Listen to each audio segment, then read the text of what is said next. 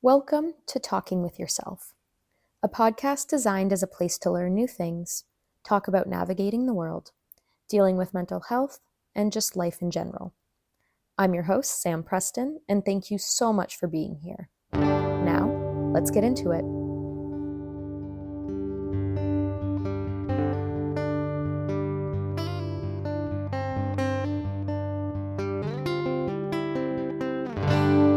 Hey everyone, welcome back to another episode. I hope you're all having a good day. You're all taking care of yourselves, maybe cozying up with the colder weather, with a tea, a hot chocolate, a little coffee, and just tuning in. Today, I have a wonderful guest with me, Eesha. I would love for you to introduce yourself.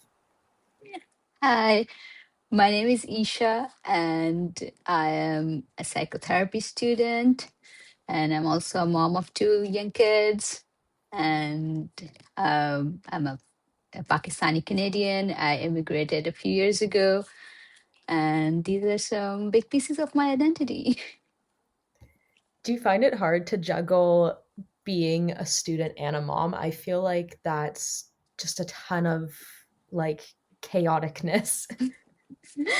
I think it is, but the first year was a bit tough. But as time went by, we got used to it. And I'm lucky that I have a lot of support. My husband supports me with this, and yeah, I'm lucky that I'm able to manage all of these things. Yeah, support is definitely very helpful. It's a big key thing in success. And I know it's a very difficult thing if you don't have the proper support. So that's Yeah, amazing that like you're able to work through it. yeah. How much longer until you've graduated from being a psychotherapy student to a psychotherapist? I think I have like 6 months left now, or Wow, five, the I home think. stretch. Yeah, almost there. That's very Yeah, exciting. yeah. And from what I understand, you work with Nicole at Yellow Chair Therapy. So, for the listeners who have been here before, you might remember Nicole and I recorded an episode a while ago on therapy. But from what I understand, you work with her. Yeah, I am working as a practicum student with her, and I am licensed in Ontario. Like a registered psychotherapist qualifying, and I'm working as a practicum student with her at Yellow Chair. Nice. Do you have any like specific aspects of therapy that you're really interested in? Hmm. As of now, there are a lot of general things that students work with, but moving forward, when I'll graduate and I'll start working, I think I want to work with trauma, people who have suffered from trauma, any kind of trauma, and also moms at any stage of motherhood. That's something that I can relate to, I can understand better, and from my own lived experience. So I think that would be a great place for me to work. Yeah, you're usually the most passionate about the topics that hit kind of close to home, I find. Mhm. Yeah, it's Um, true. yeah, I know this is going to be a bit of a broad question, but just to kind of give people an idea, I think most people have a bit of an understanding, whether it's on an educational or a personal level of just what trauma is. If you want to touch on it a little bit, just so we can kind of get a bit of a deeper understanding. Hmm.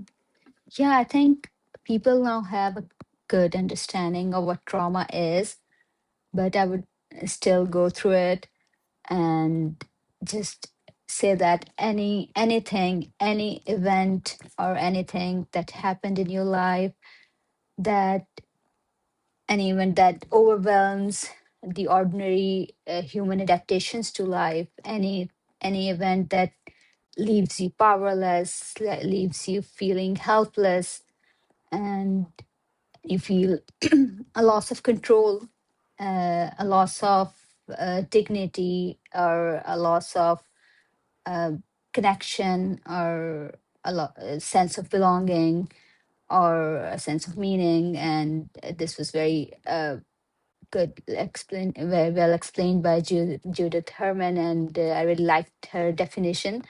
And it basically emphasizes that something that might not be traumatic for you, you might be traumatic for me, because it reaches to a point where my window of tolerance or my window of capacity, it's out of my window of capacity. So everyone has like a very different range of what might feel traumatic to them. And I have also seen that in motherhood. I really experienced that when my first daughter was born. And this was something that was like, okay, everyone goes through it. It's a it, it's usually a very happy thing, but and I was very happy.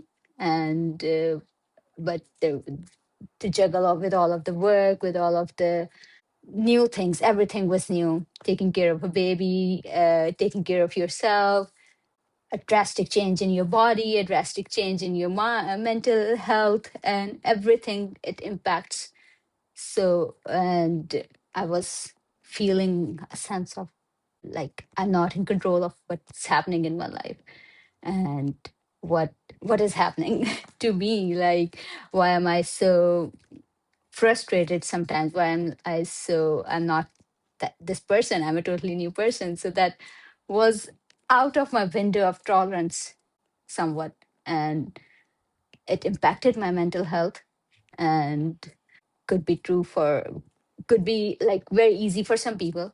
Some people like, oh, it was the best thing. Like, it is the best thing, but it is still can be traumatic, even though it is the best thing that happened to in our life. It's important to remember when kind of thinking about mental health and trauma that, as you said, everybody has a different tolerance level and a different like window of capacity. And exactly as you said, something that may be traumatic for somebody else may not be traumatic for you, or vice versa. So I think it was Yeah. really well put that everybody has different levels of mental space for things and different capacities when dealing with mental health and trauma and all of those things. Yeah, it does. And sometimes the feelings of being overwhelmed, they dominate everything. And we are unable to sometimes see the beauty. And because there's a blur, there's this big trauma in front of us that is hindering our ability to see all the resources that we have, all the beauty that is there in life, and access those resources, and sometimes feel somewhat crippled with anxiety, with the overwhelming feelings. What do you think are often some of the presenting factors when somebody is kind of being overwhelmed with trauma or mental health? What do you think kind of shows up either to themselves or to other people that may be a bit of a sign that they should be looking for some help? Yeah, there could be that again depends from person to person, but some of the signs could be like feeling very frustrated, a feeling of, for me personally, it was, I cannot handle this. This was my feeling. And for someone who might be looking from the outside, like my husband or my family, they could see me being frustrated from like very small things, and a constant thinking that I'm not doing it right. This is not going right. I am not okay. And, sometimes inability to rest, sometimes sleeping too much, and inability to take care of yourself, like eating, hygiene wise. You know, young moms go through a lot of these things. And just when you're around someone and they're very anxious, and sometimes people are unable to see it when they are going through that phase. And I remember that I was very, very, I thought it's like the part of the process. because because of the restless nights and inability to sleep. And I was like, maybe it's because of exhaustion. And but people around me could see that I'm very, very frustrated at literally everything. Yeah, that's where the support system Hmm. comes in handy of having these people outside of your own go, this isn't quite normal. I think we often normalize the struggle that a lot of mothers go through, Hmm. and we kind of brush it off as just, oh, they're Yeah. babies, like they'll grow out of it, you'll be fine. And Hmm. it's no, we shouldn't be normalizing these mothers Hmm. who are struggling with their children. We should be looking at ways to help them and Yeah. yeah, just looking at ways to help them. Yeah, and I know it because asking for help sometimes can be very difficult because you sometimes don't know what is practically possible, what you should ask for, or sometimes you just like, okay, that's my responsibility. I have to take care of all of this. Yeah, you Uh, definitely have to figure out of, okay, like what can I kind of get support for? What can I mm, change? What is one of those things that's just it is what it is. yeah. And so I know we've kind of touched on just being Mm, a mother, and you mentioned that was a big part of your identity. I know one of the other things that you mentioned was a big part of your identity was being an immigrant. I was wondering if mhm. you could touch a bit more on that. Yeah, being an immigrant, it is a big part of my identity. It is a big thing that happens when you decide to move from one country to another. And it is immigration is a big thing. And if we relate it to trauma, sometimes this big step can be traumatic. And even though you have like decided to make that change, to make that move, and it comes with a lot of positives and positive things like new opportunities, safety, financial growth. There can be a lot of things why people choose to immigrate, but we cannot forget that things that causes stress, pain, and feelings of loneliness, feelings of uncertainty, stress of finding work in a new working environment, adjusting to a new working environment, and adjusting to weather, to new culture. And the biggest thing is like making sense of all of these new experiences.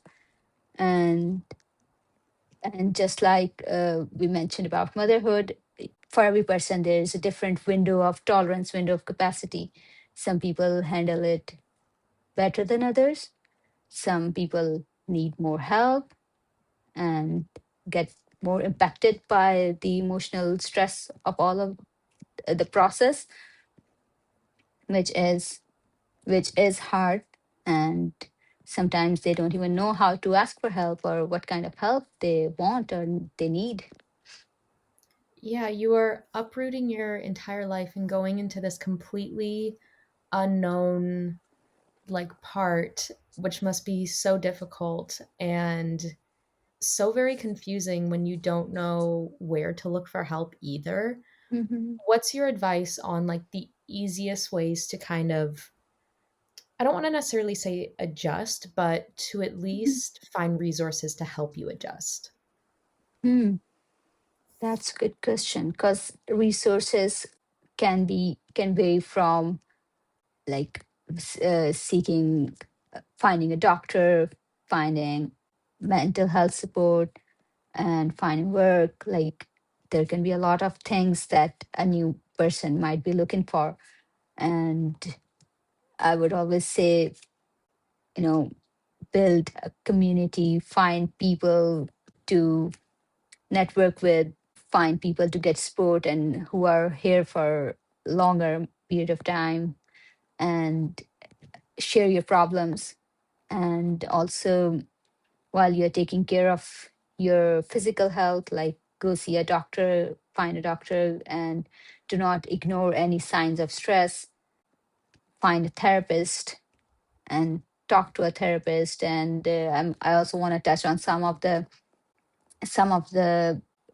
how mental health is seen in different cultures, and also I would say South Asian culture as well, and some of the misconceptions about seeking mental health support for. We can also talk about that as well. Yeah. Do you notice there's a big difference in how mental health is treated in like here or kind of versus anywhere else in the world that you have a bit of knowledge on? Yeah, there are a lot of differences. And I have clients from different cultures, and also I have a personal experience from my own culture, like South Asian culture, which I can talk about like whole day. Yeah. How mental health is like seen so differently, and especially when it comes to seeking help for mental health, it's like very, very different. And I do not agree to most of the things. And there are a lot of misconceptions, and that can hinder a person's desire to seek help and ability to seek help. And it can come with like cultural differences, and also how much importance is given to emotional expression, or because my culture in my culture, like expressing emotions is fine as long as they're not considered like emotions that are considered negative. They're not, no emotions are negative, but certain emotions are considered negative and they're considered disruptive. So expressing them is discouraged, you know. Would that be like anger, frustration? Hmm. Would sadness fall under that? It does to some extent. Wow. Like you can grieve, but grieve silently. Oh, wow. So it must have been a bit of a 180 shock to, I mean, like coming to Canada is not, we are not 100% like, I don't think we've gotten to that point of mental health being 100% like normalized and out there. Hmm. But I think we're definitely on our way to at least talking about it more and being more open with our feelings. That Yeah. must have been just a wild 180 to come from that to this. Hmm. Yeah, it is a big difference, but I wouldn't say it's like a 180 degrees change, because I was a psychology student back there as well. I had my master's in applied psychology, and the things are changing, like Okay. from if I'd say from my parents' generation to my generation, to people who are even younger than me, things are getting better in terms of seeking mental health support, but they're not quite where they should be. So there are a lot of like misconceptions, and one of them is, I would say, the shame, the stigma that is attached with it. Like, for if a person is diagnosed with something per se, like they will be like labeled with that, and that labeling is very, very hurtful. And just to avoid labels, just to avoid a diagnosis, people will not even go to a psychologist or a psychiatrist, and that hinders their ability to seek any sort of help, right? Yeah, it stops them from like even sometimes if you don't want to go on medication or don't want to receive formal help, I find receiving a diagnosis in and of itself is Mm-hmm.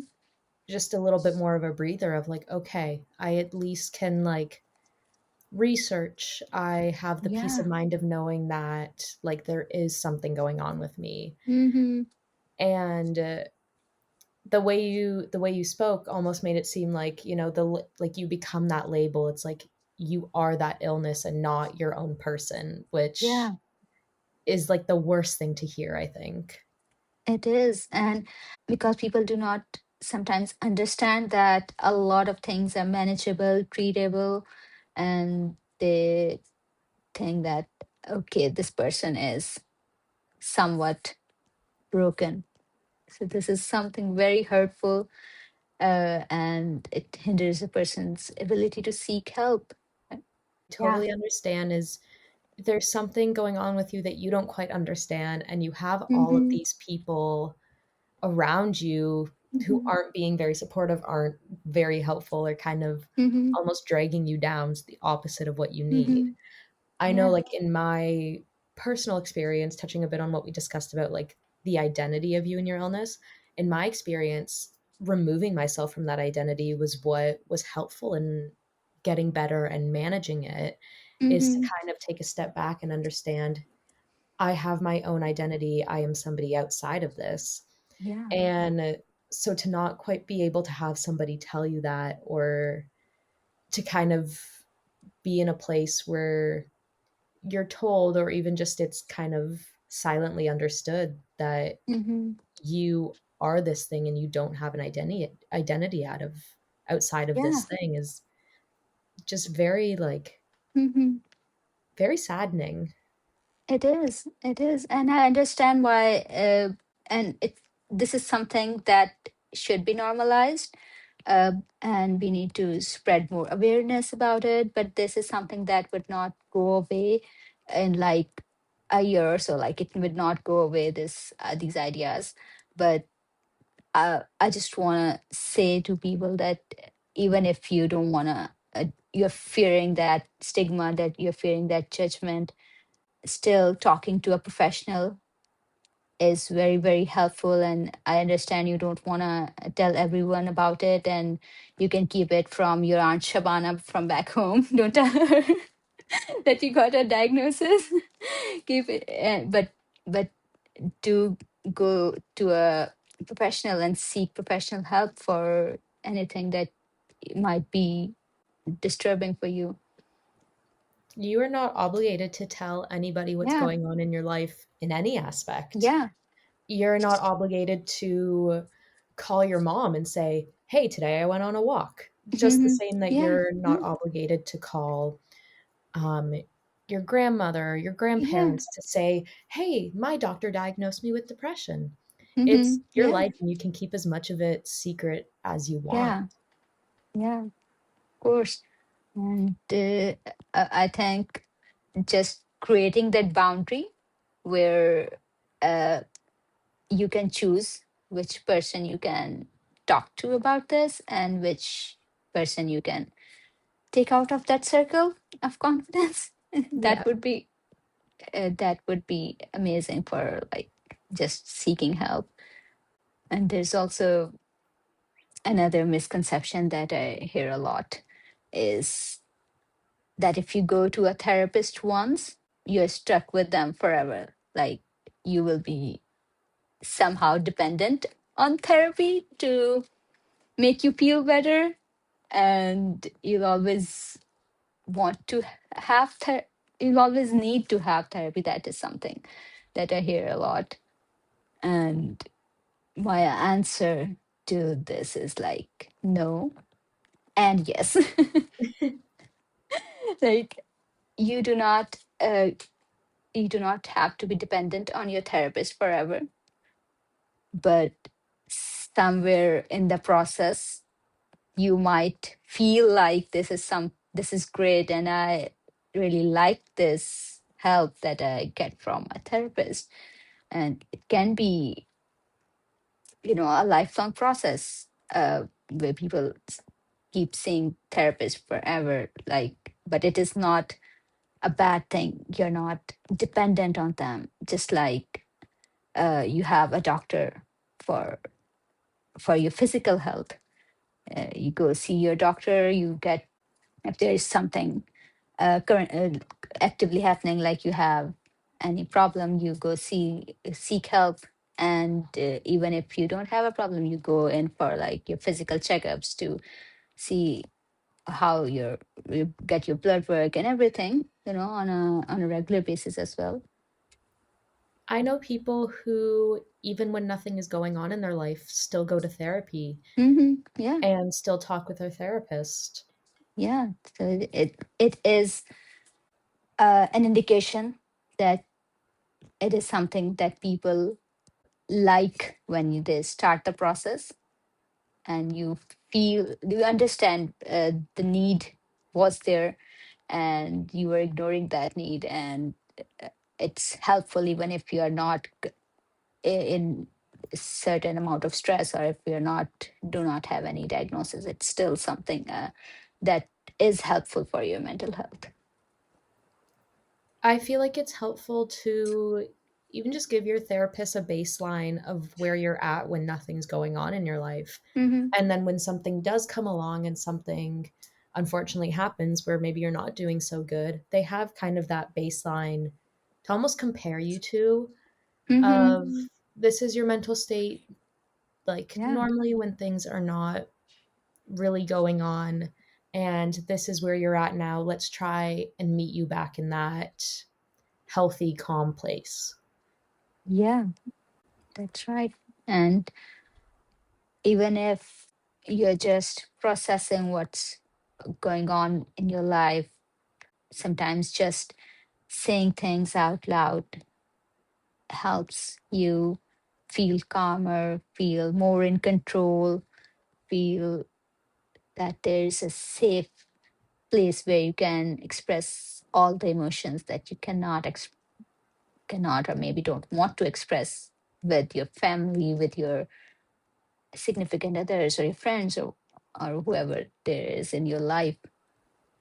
Especially how I know we talked about earlier that in some cultures there are certain emotions and expressions that aren't necessarily welcomed with open arms. I think Mm-hmm. therapy is a really good median for somebody that you can kind of feel comfortable expressing any range of emotions with. Yeah, and especially when it comes with no judgment at all. You can say whatever you want to say, and there's like a empathetic relationship where you are accepted as a whole, and no part of you is discouraged for showing up. It is once you experience this sense of uh, acceptance and this non-judgmental relationship, it is healing in itself. Absolutely. I remember like one of my first times going to therapy and just talking out some things that were going Mm-hmm. on. Like I felt this weight off of my shoulders of just there's somebody that I can kind of be unfiltered with. Mm-hmm. And this probably isn't the best wording to use, but to have no consequences. Mm-hmm. If that Yeah. makes any sense of just I can absolutely talk to some people in my close circle about what's going on, but it's more freeing to almost talk to your therapist who you know isn't isn't really gonna like they're not gonna go tell anybody. Mm-hmm. They're they're specifically in your life to be listening and you can kind of walk in and out of it almost with maybe a different life isn't the way that I want to describe it. I'm hoping some Mm-hmm. people kind of know what I'm trying to get at with that. Yeah, I totally understand that. And uh, I have a very similar experience like yours. Like you can be yourself, unfiltered, where I experienced that my therapist, when I started therapy, was like, I can express my emotions, and there's no, the person I'm expressing it to would never say, "Oh no, you're being too sensitive. This is you're y- look at the other aspect of this thing." Like she accepted all of my emotions, how I express them, and it was a very, very life altering experience, I would say. Absolutely. You can just kind of be unfiltered and you can give them Mm-hmm. the raw, nitty-gritty stuff without worrying about how they're going to react essentially. Mm-hmm. Yeah, and like you mentioned, there are like no consequences. If I'm like very angry and and I express that to one of my family members, there could be consequences, even no matter how much they love me or how much they support me. But if I express that this is, and I felt angry in front of my therapist, she would be able to understand without me having to worry that I upset her, or don't have to think several days that I express this emotion that I shouldn't have. Exactly. It is just such a freeing thing Mm-hmm. when especially you're coming from a place that maybe doesn't feel so freeing, doesn't feel like you can be your full authentic Mm-hmm. self. Mm-hmm. Yeah, and another thing that uh, I hear a lot is uh, that being in a South Asian culture, we get a lot of support. They're like families. We have a collectivist culture, and families are very close. Family members are very close with each other, and so we do not need any mental health support, because all you do with a therapist is just like you share your problems, and that's it, and you can share it with your mom or your sister or your friend. And it is like very, very confusing for me to address to this thing. Like, there's a huge difference in you expressing everything with someone in your family and to a professional therapist who might have tools and education and training to help you process those emotions and help you understand things in a deeper way, in a depending on what you want from therapy. There are like many tools that a professional therapist might have that your mom or your sister or your friend might not have. So it's like very, very different. I think that's probably the biggest thing to Mhm, note, and like it's mhm. totally okay to tell everything to your family, but unless they themselves are a therapist, the Yeah, like biggest thing that a therapist is going to be able to give you is the tools to deal with those emotions, whereas a family member might not be able to. yeah, definitely. And like you mentioned, if a family member is unless they're a therapist, but the thing is, like, I am a therapist under training, but when I'm talking to someone from my family, I have like two different modes. Yeah. Just last night, I went out for a walk with my husband, and we were talking about some things, and and the question and answers and back and forth, and he uh, stopped me and asked me, "You have your therapist mode on right now?" I was like, "Yeah." Okay, okay, just let me know what mode you want. I like that he was able to stop and be like, you've got your different mode going here." Yeah, yeah. It was like you're asking very different questions that my wife would ask me. I'm like, okay, I saw there a need for you to process your emotions, so I put that cap on, and yeah, I would ask you before I put that cap on. Yeah. Definitely, like, I guess, yeah, even if you have a family member that's a therapist, you're right, they have 2 different sides to them. Yeah. Um, and I don't think, and I hope it didn't come across like that, but I don't think we Hmm. should be using that as a replacement therapist of like, "Oh, Yeah. my mom or my cousin or, my friend, whoever is a registered Hmm. psychotherapist or, Hmm. qualifying anything like that. So Hmm. I'm gonna leave my therapist and just Hmm. go to them whenever I'm having a problem." Yeah, and that can that can be very difficult for that person to, no matter how hard they try, to not let those two roles mix up at some point. Mhm.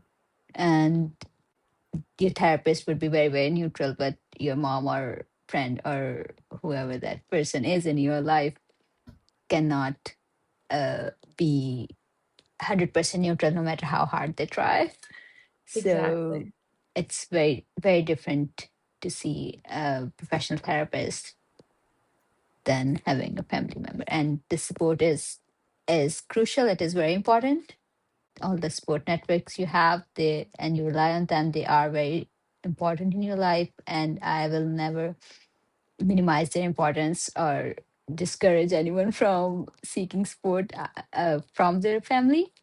But it cannot replace a professional, a mental health professional. Absolutely. And I think the more we encourage that, the more destigmatized it gets. Mm-hmm. And the more we kind of show people that like therapy is normal. Mm-hmm. Therapy is like okay to go to even if something's not wrong. And Mm-hmm. so I really just think the more we talk about it and the more we kind of express that while your family and your Mm-hmm. friends and your circle can give you support, they can only give you so much. And I Exactly. think, yeah, that's just kind of crucial in like taking down that stigma around therapy. Mm-hmm. Yeah, and uh, sometimes when you are unable to express all of your feelings and you're unable to name them, and uh, things get piled up, and they start showing in your physical health.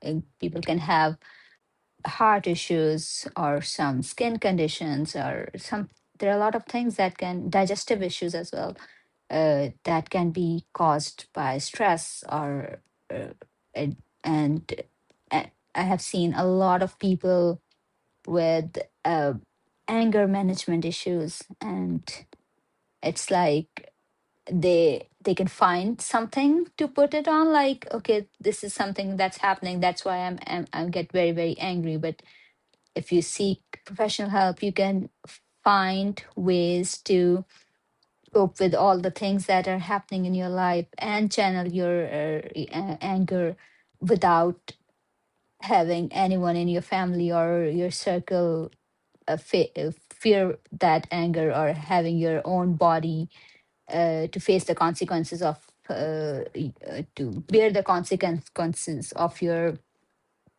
stress and your anger.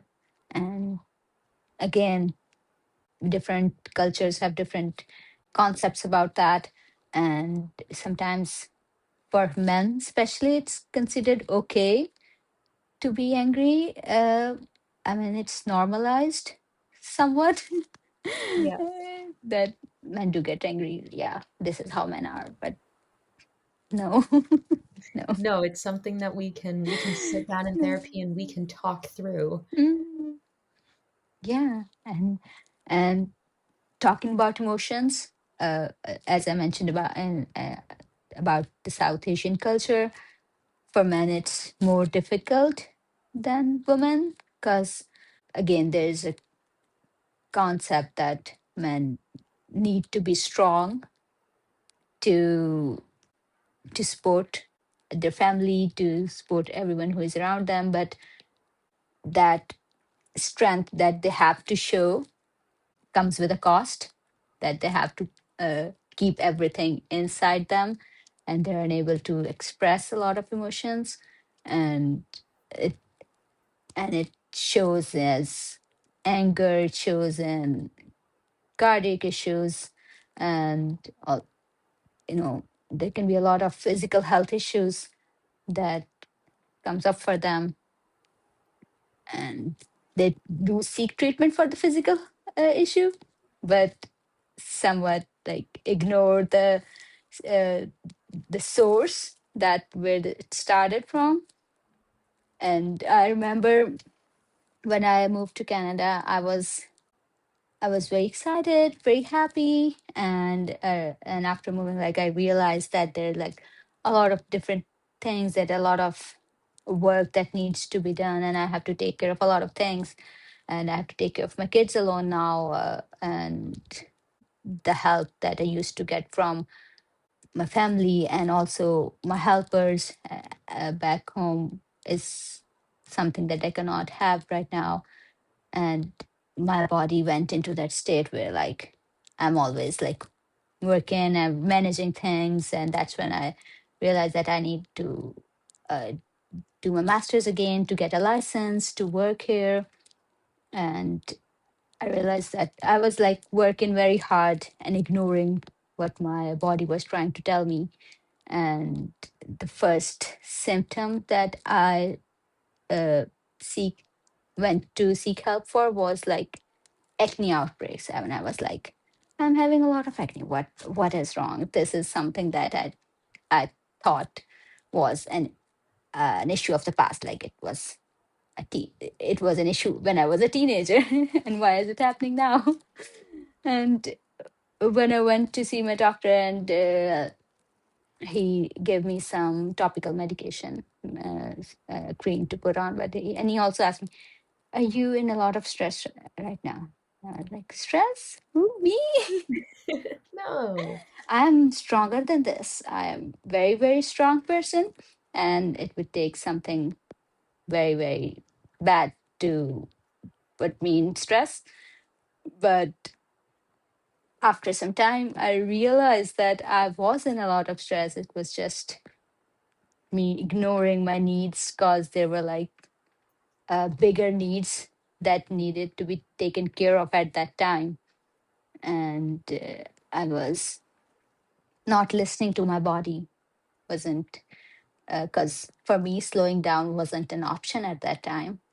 And so I took my body for granted. I took my mental health for granted. And I would tell everyone not to do that. Don't do what I did.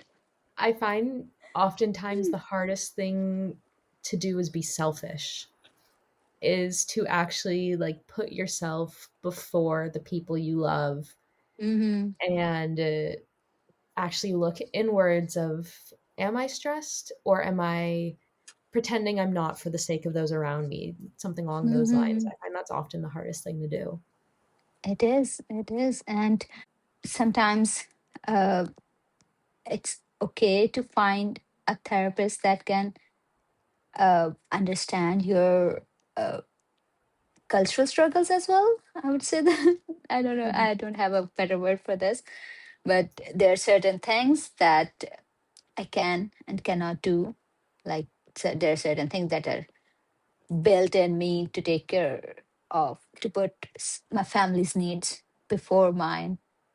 And I guess that a therapist who is able to somewhat understand my culture would be able to see that, okay, this is a boundary that can be created, and this is a boundary that cannot be created. And we can still problem solve and find a solution that would work for the client, and also be able to accommodate their culture, accommodate their beliefs and everything.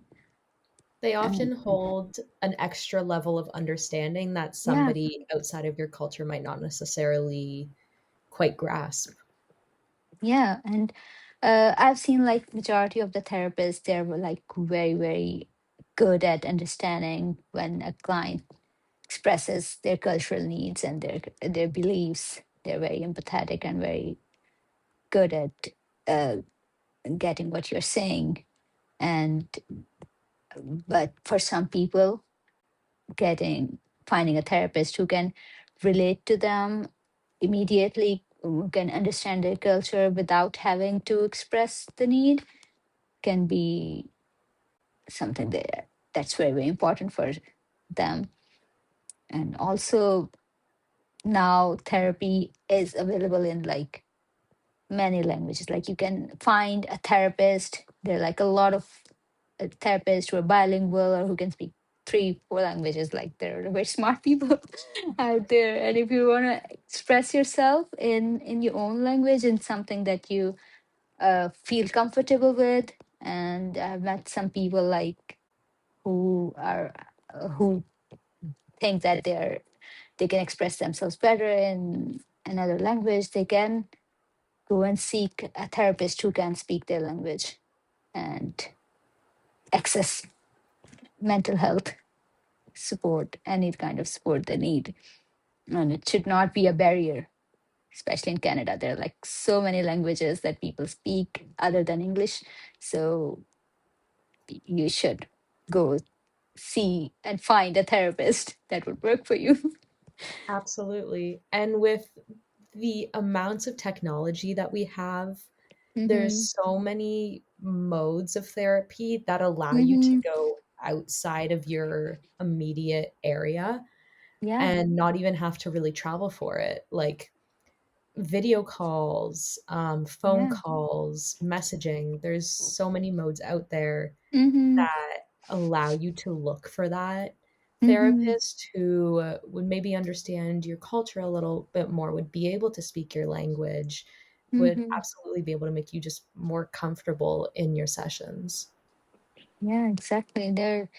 There's a lot of help available. You just I can understand there's sometimes overwhelming to find support, but I assure you there's a lot of support out there, and you should prioritize your health and your needs and find something that works for you. And also sometimes cost is cost of therapy is an issue for people, especially for people who have immigrated and do not have that strong financial they're not in a strong financial place right now.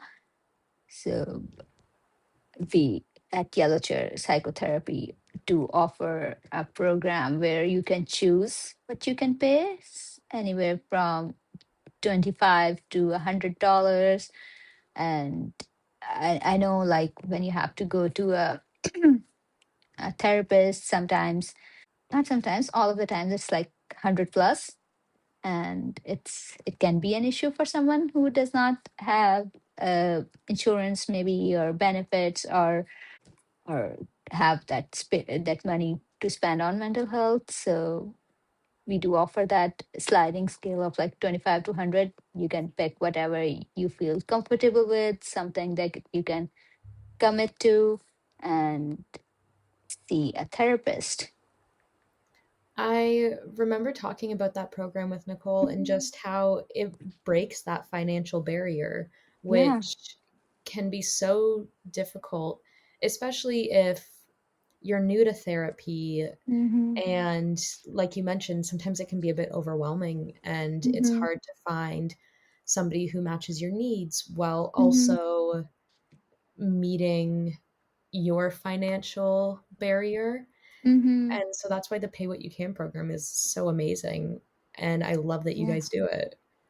Yeah. I mean, when I was looking for practicum sites, and I uh, came across Yellow Shirt Therapy, and I was like, they're doing some great work here, like with this affordable therapy program, and providing uh, that service for people in a very affordable range, and it will help a lot of people who cannot access therapy because of cost. Absolutely.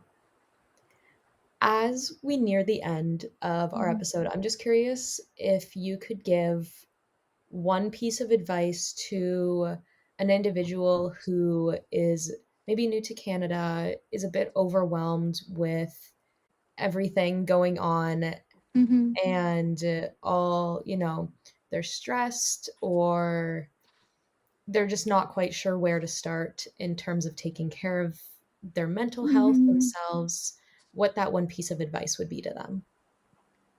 Mhm. I have a lot of pieces of advice, but Give them all. Go for it. I would say that it's okay to ask for help, and asking for help does not make you weak. And it's human, it's natural to need help and to ask for it, and that allow yourself to feel all of your emotions, uh, confusion, pride, grief, joy, everything, all of those emotions are valid in your circumstances. And I understand that identity is also very complex when you immigrate. This is something I can talk about all day as well. But it is complex, and that complexity is powerful. And I know that it comes with a lot of confusion, but it is a very strong thing that makes you strong. And I understand there are some days when you feel that don't feel the sense of belonging, that and there's a lot of confusion, and there are also days when you feel very, very happy, that you feel accomplished, that you feel you've done something great. And both of these emotions, all of these emotions are valid and okay and needs to be expressed. That is beautifully put. And kind of already did what I was about to mention in your own way. Mhm, I normally end off my episodes with letting my guest give the listeners some affirmations, some kind mhm, words, something to take out mhm, in their day. If you want to build off of, the role you were already on and just send mhm, them home with a few words of encouragement.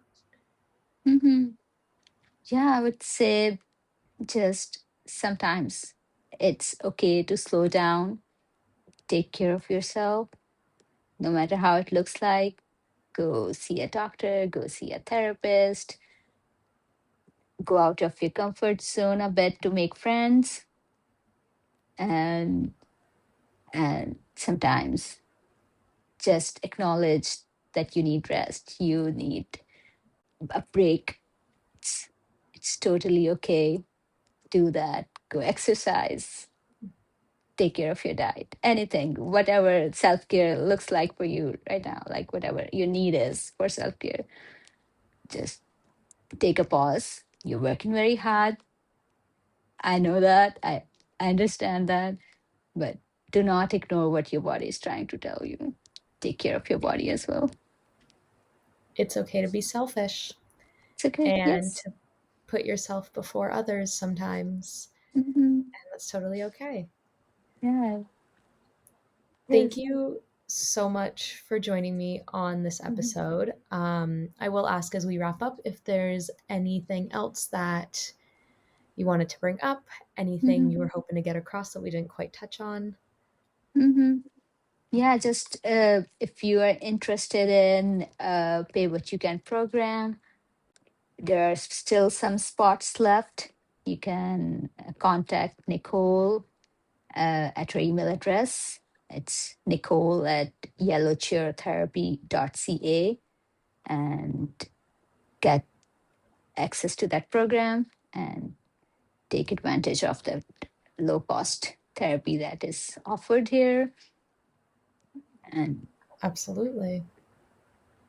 I will also, in the description of the episode, just put mhm, that email you mentioned so people are able to find it as well. thank you. And yeah, thank you so much for being Mhm, here. It mhm, was amazing getting to talk with you about these things. And I really mhm. appreciate you taking the time out of your day for this. Yeah, thank you so Um, much for having me. of course, I'm sure if my listeners could talk to you, they would say the same thing. For those who tuned in for the episode as well, I want to thank you. And I hope you were able to come out of this with some advice or another, or even just a little bit more knowledge around any of the things we discussed. And I hope everybody has a wonderful day and takes those amazing affirmations and those kind words with them as they go about their activities. Hope everybody has a great day, and I will see you next time.